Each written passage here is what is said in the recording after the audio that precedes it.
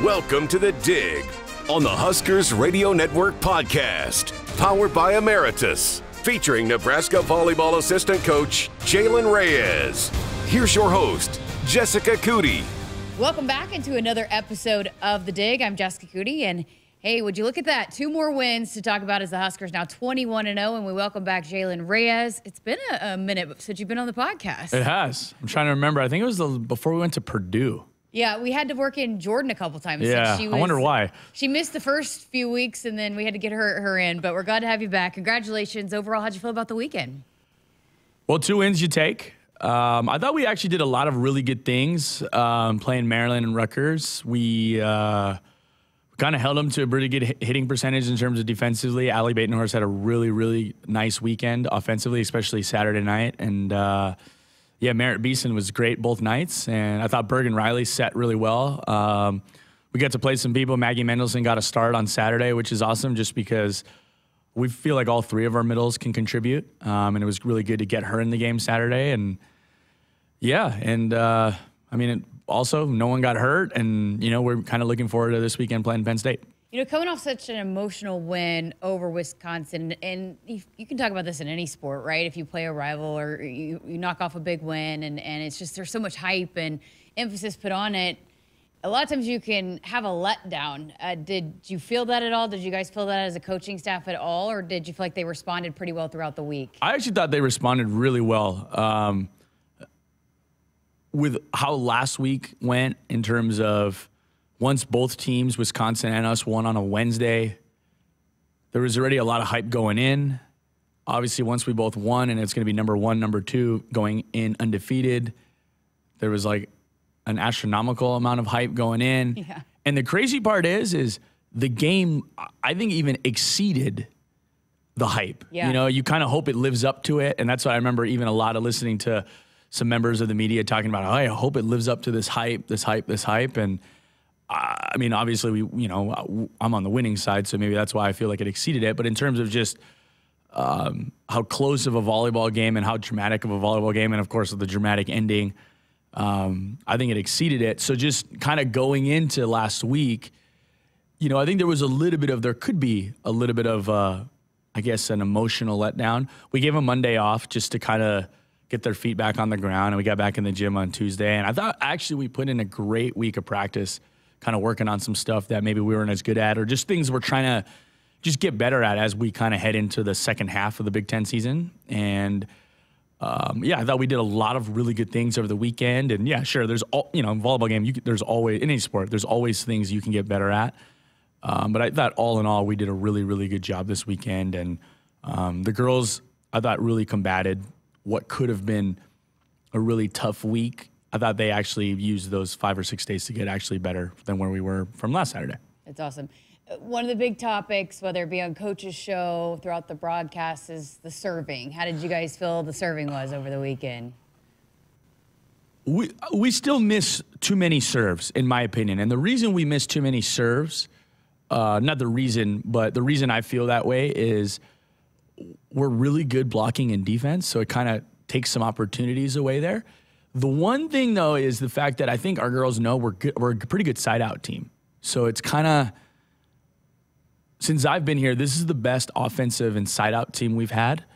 So I feel like, I don't know if it's in the back of their mind, but they kind of like, oh, like we can go for it a little more just because we can lean back on it. But I think, yeah, we got to get better there for sure. And I think there's some times where, you know, you're trying to serve aggressively, you're going to miss serves. I still feel like we miss a little bit too much, but trying to find a way of, like, is there ways we can think about it differently than just in, good serve, out, bad serve, you know, and try to, there's a little more layers to it than just in and out, if that makes sense. Yeah. So without getting into the nuts and bolts of it, we're trying, you know, we're working on mechanics with different servers, working on mindset stuff, working on maybe strategically, is there times where we can look to attack a little more, and there times where we can look to do, I guess, play it safer, if that makes sense. And I don't know if there's any golf fans out here, but it'd be like more of, hey, there's certain holes, let's just hit the middle of the green. Yeah. You know, play it safer. And then there's some times where it's like, hey, we got to go for it. So I use an example. And I was actually, I'm going back to the Wisconsin match, but, Harper, I think even if she were here, I would tell her, like, she wasn't playing her best match. She would sit here and probably agree with me. But I thought one of the biggest things she did, I know everyone talks about what she did in the fifth set, killing balls. But in the fourth set and the fifth set, she went back there, and you would think, hey, probably the most pressure she's ever played in, biggest match of her, for sure, college career, maybe even in her life. So early on, she wasn't serving great. And you would think the most pressure-packed, where we're about to lose in set 4, and obviously in the fifth set it could go anyway, she goes back there and serves great.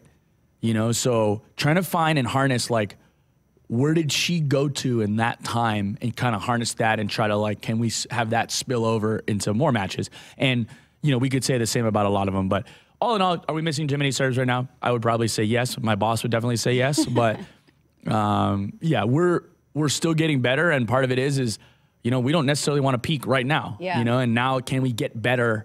And better might mean missing less, or might be, hey, the ones we're serving in, can we serve tougher? So I think there's a little more layers to it than just to the naked eye of in good, out bad. Right. We love golf analogies too. That helps for sure. You had said too about this is one of the best side out teams since you've been here, probably the best. What do you mean by that? Why is that? Why is this team one of the best, the best?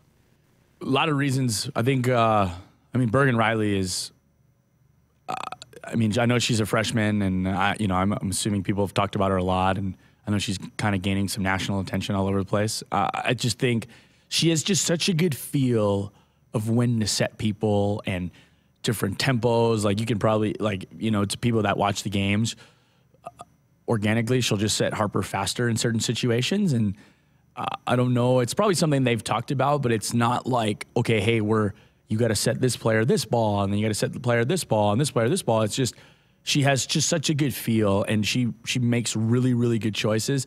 We spent a lot of time working on offense. I think since January, that was kind of a big focus for us, is to kill more volleyballs.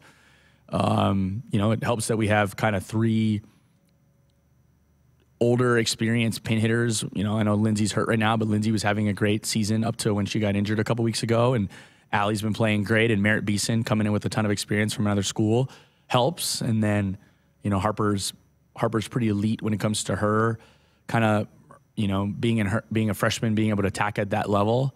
Andy Jackson has provided a lot of, especially excitement, I guess, especially behind the setter, which is great. And, it starts with passing too. So, having Lexi, in my opinion, is the best libero in the country. And Harper Murray's getting better passing. I think it's not a one thing fix. Mm-hmm. I think we've made an emphasis on that.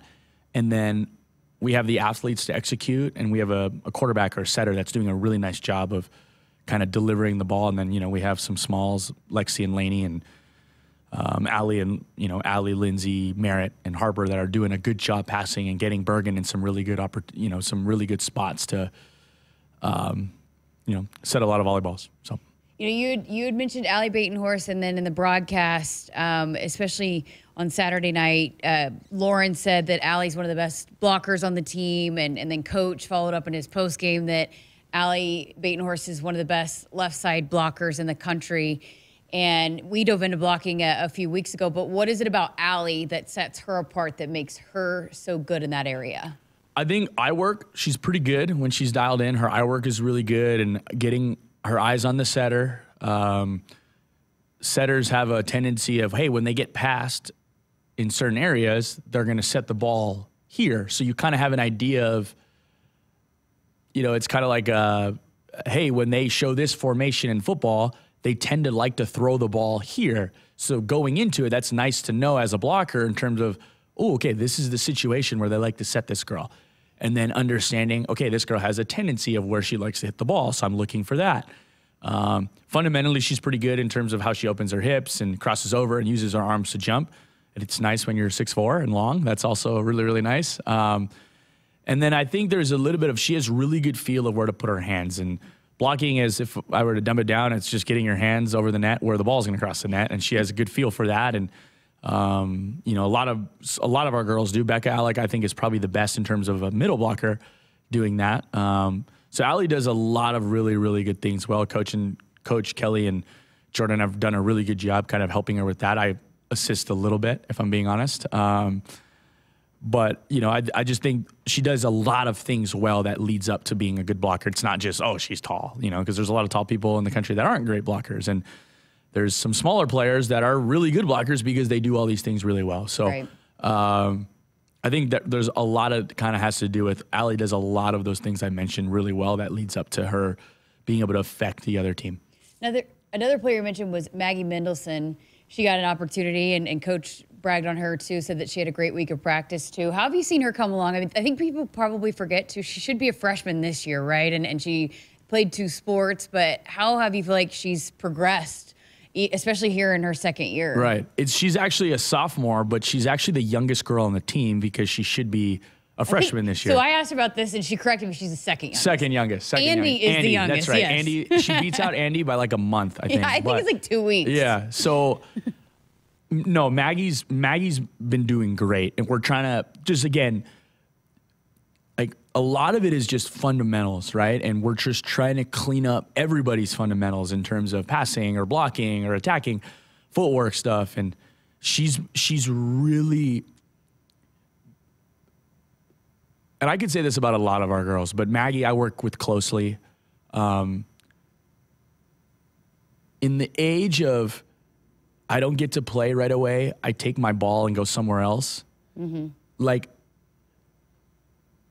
she's come in every single day looking to get better, whether is going to start a match or she's not going to start, you know? And I mean, that, like, it's just, that's like so invaluable these days where, and I like, she'd probably be like, J. Ray, don't thank me for that because that's like my job. But like nowadays it's really easy for, you see it all over the place of kids when they don't get to play, they kind of just check out and stuff like that. And Maggie's like done the opposite where it's like, what can I do to play? What do I need to do? You know? And it's just like, it's like contagious in our team. And the fact that she's like that pushes Becca and she pushes Andy. And it's like they're all so complimentary of each other too. And they all like want what's best for each other. So it's like a really cool room to be a part of. And just like her coming to work each and every day and like really focusing on the things that she needs to get better at. Not necessarily tying it to how many starts do I have? Because she has a few starts already too, you know, and stuff like that. And but just she's been doing great. She's getting better offensively. She's already a pretty good blocker. We're working on some stuff blocking a back set right now that her and Andy have to kind of get better at. You know, if you want to get into the nuts and bolts of it. We feel like we were ironing out her slide or her behind the setter attack. She actually had some nice slide kills over the weekend. So I just feel like it's like things are starting to click with her. And like what she's doing is like, it's insane. Like playing 2 sports at a high level, and like playing 2 sports at a high level at 2 pretty good programs.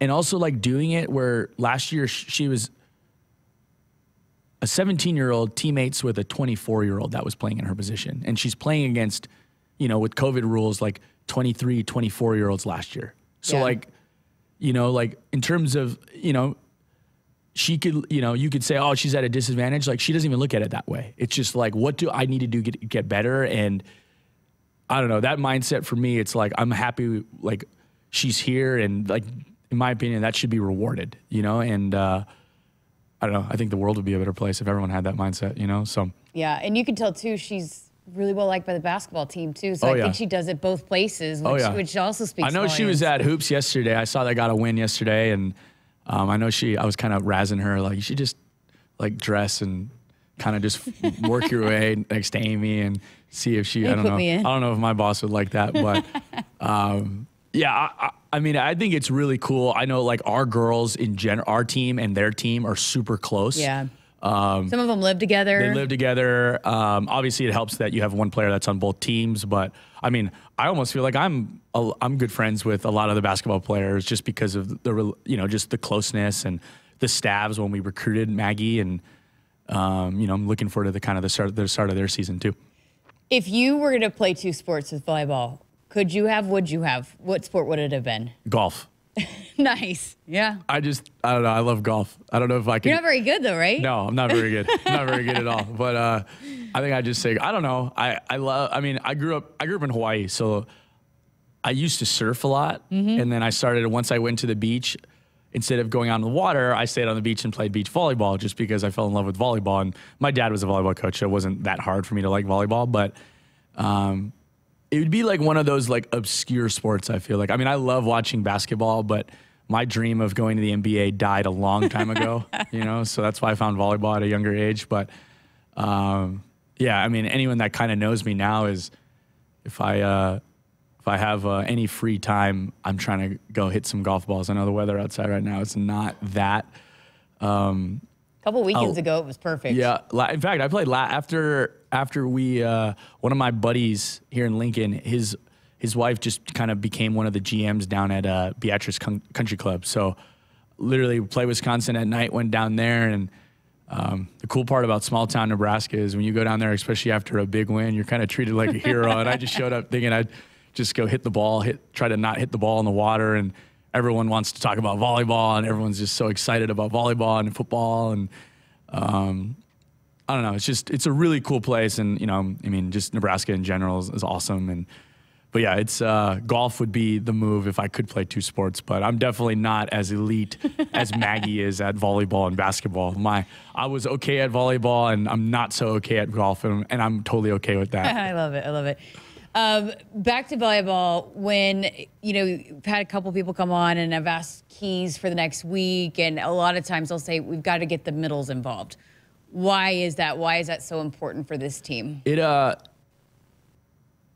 One, getting the middles involved means we're passing good, because you can't get them involved if you don't pass the ball good. And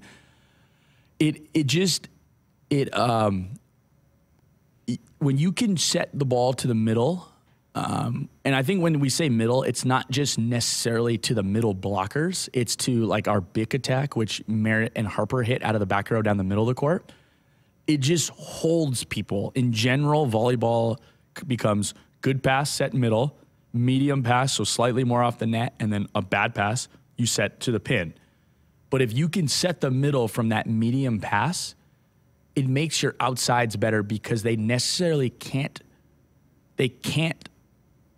just go to you. So I'll use an example. Everyone remembers the net call from 10 days ago now. One of the big reasons there was a net is because it was a good pass. They served Lexi. Lexi passed it good. And Andy Jackson kind of made a last-minute move to go and hit down the middle of the court. And she ran right in front of their middle blocker. The middle blocker gets stuck on that just a little bit, which creates the seam for Harper. And while that seam is created, that middle knows that, so she's trying to close the seam. And to a degree, you can make an argument she netted because of the stress Andy put on her. And the stress is there because there's a threat that Nebraska will set that, if that makes sense. So we talk about offense. Offense necessarily isn't just pass, set, do you kill that ball? It's pass, set, and do previous things you do, routes you run, your effectiveness to set the ball down the middle of the court. Does that hold those two pin blockers instead of just going out and being great on Merritt on the right, or Harper or Lindsay or Hayden or Allie on the left?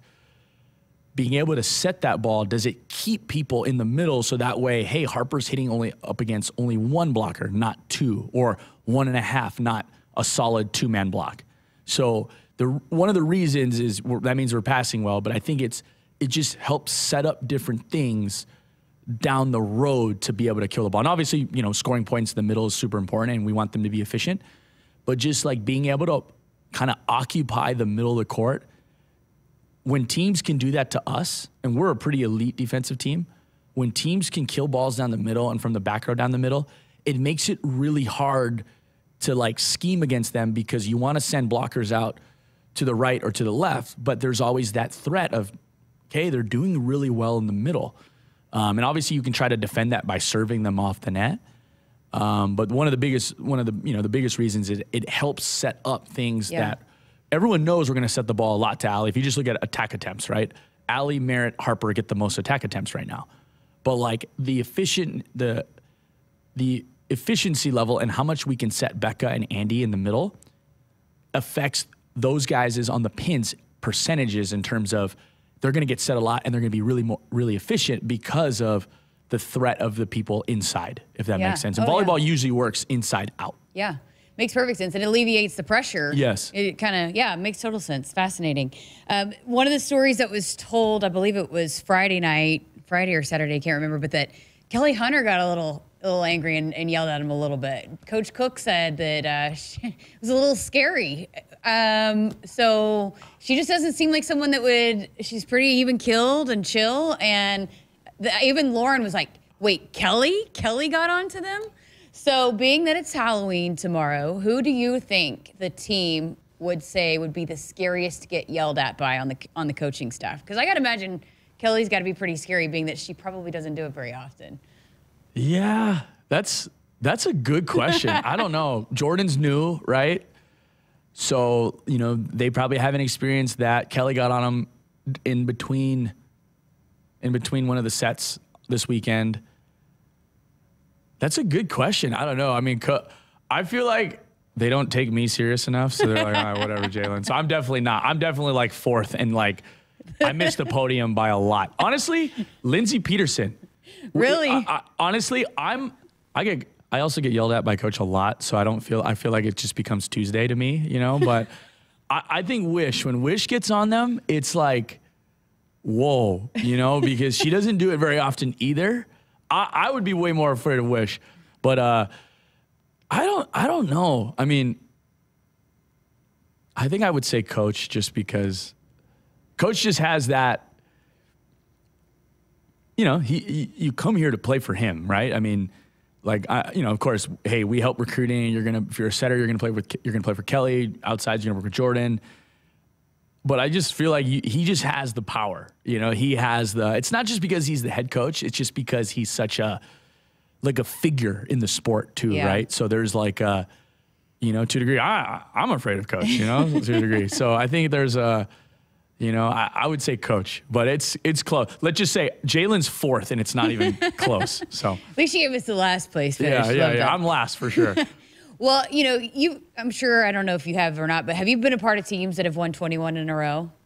I have not. I've been a part of a lot of good teams, not 20-something games in a row. I think someone asked me this the other day. I went back my first year coaching at BYU on the men's side. We won 19 games in a row, which is still really hard. I mean, honestly, I think winning one game in a row is hard sometimes, Like winning on Friday is going to be really hard, but yeah, no, I haven't been this level in terms of 21 matches to start a season like this. No. So, I mean, and I know you guys take it one at a time, and I know this team has been very good at that, but with any sport, with any team, it just, everybody's talking about it. It's mounting. How do you manage that? And is it something as a player, as a competitor, does it stay in your mind? Is it something you embrace as a team? Hey, we want to win out. We want to win every game. Is it, I guess, how do you manage that? Because I'm sure, you want to win every game, but I'm sure you don't go into every season thinking, oh, we're going to be unbeaten the whole time. Yeah, no. I mean, I'd be the first one to tell you, and I guess now I'd probably have a different tone on this, but just going into the year, none of us thought hey, we're young, and just not just young. There's a lot of really good teams, and we played almost all of them. Yeah. Maybe minus a team or two. We've played so many great teams this year. If I'm being honest, you told me hey, you're going to be 21-0 back in August, I'd be like, what are you talking about? That's not even really a goal, right? I mean, at the time. And do I want to end up undefeated? Yeah, that'd be great, because that means we're winning the next match, and that's kind of what been our focus. Honestly, Jess, I didn't even realize we were 21-0. I thought we were 20. I didn't even know the number. So in terms of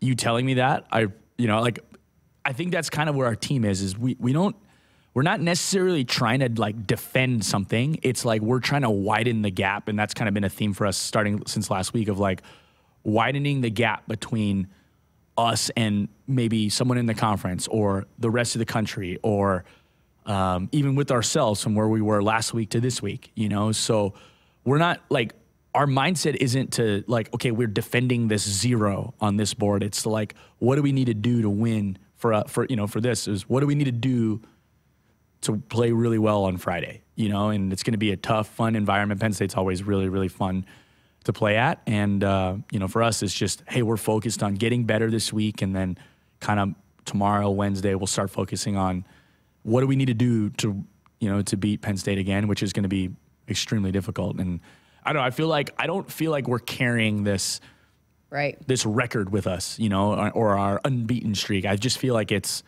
hey, like we're just trying really hard to win like the next game. And then, if we're luckily, like whether we do it or not on Friday, for us is the focus turns to how do we get better and how do we win on Sunday, and I feel like this team's done really, really well at that. And, as a staff, I know that's kind of been our focus.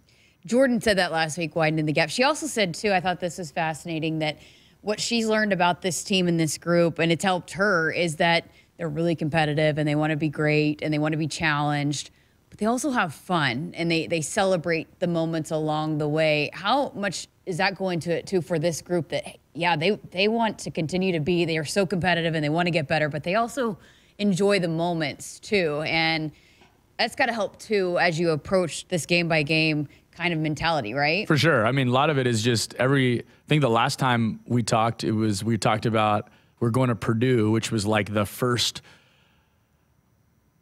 kind of hostile. Like Stanford was a big road win, but it wasn't like this hostile environment, like Kansas State was kind of hostile to a degree, but in terms of like hostile Big Ten environment, different gym, Penn State's kind of the same. Penn State, Purdue are like the different gyms because they're a little bit older. The crowd's literally on top of the court.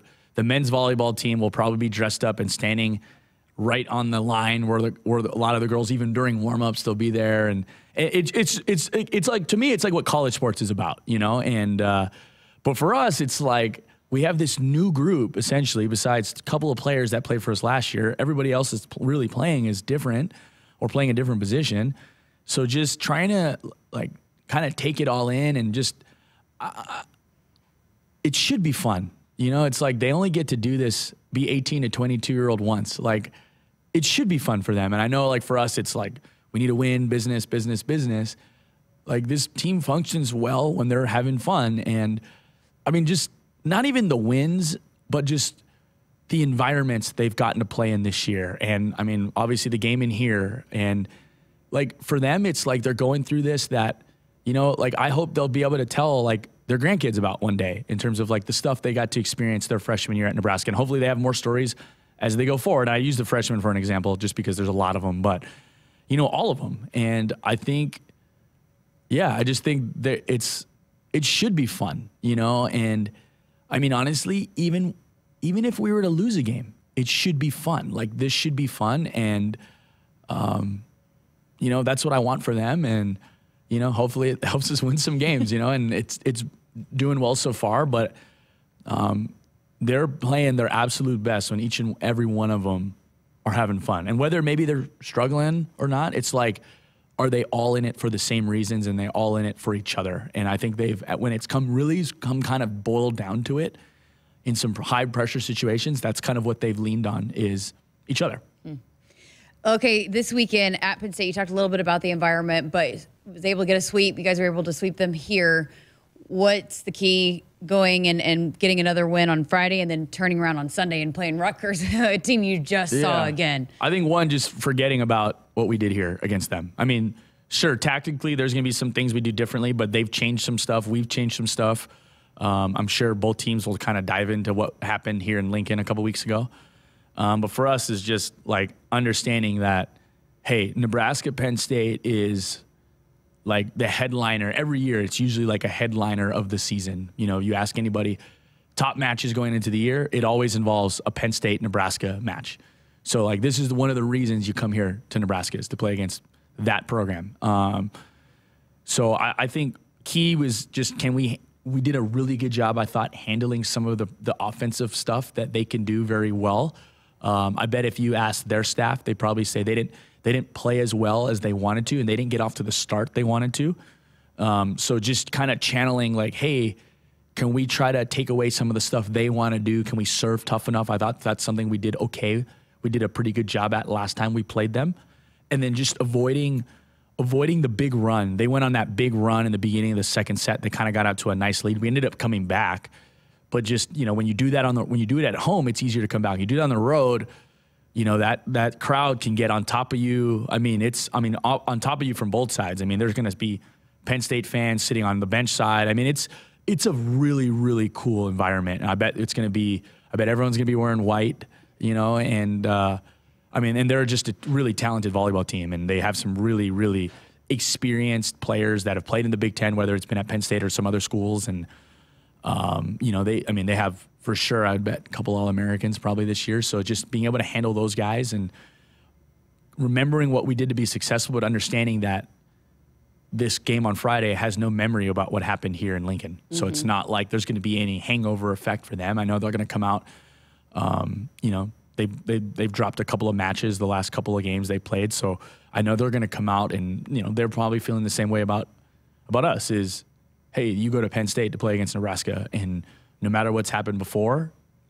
that doesn't matter. It just matters what happens. I think the game starts at 7 on Friday. So it just, for us, it's like just purely focusing on that and getting better, and then turning around and playing Rutgers and having to travel up there. And, you know, hey, same thing. There's going to be some stuff that we did well here that they're going to try to take away, and vice versa. And, you know, there's going to be some things that we felt like we left some points on the table Saturday night. So can we get a little bit better there? But understanding that Sunday's game has no memory what happened last Saturday's game. That's why you play it, right? And just kind of figuring out, okay, how can we get better? And, you know, just actually at the end of the day, hey, both games are equally as important to us. And it's not Penn State's more important than Rutgers or vice versa, and just taking it one game at a time. And, you know, hopefully we have some easy travel. I know sometimes when you get to this year, East Coast can get a little dicey when it comes to travel. So hopefully everything goes smooth there too.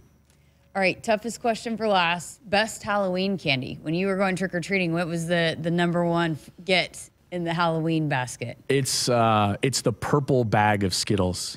And if you want to debate that with me in terms of the bag color, it's not a debate. So, you know, you can get at me on social media or text me, but it's not really even a debate. It's the purple bag of Skittles. And my friends closest to me know that. So it's by far purple bag of Skittles. If I had to pick a second place, I don't discriminate to a degree. The red bag of Skittles, the original bag of Skittles is good.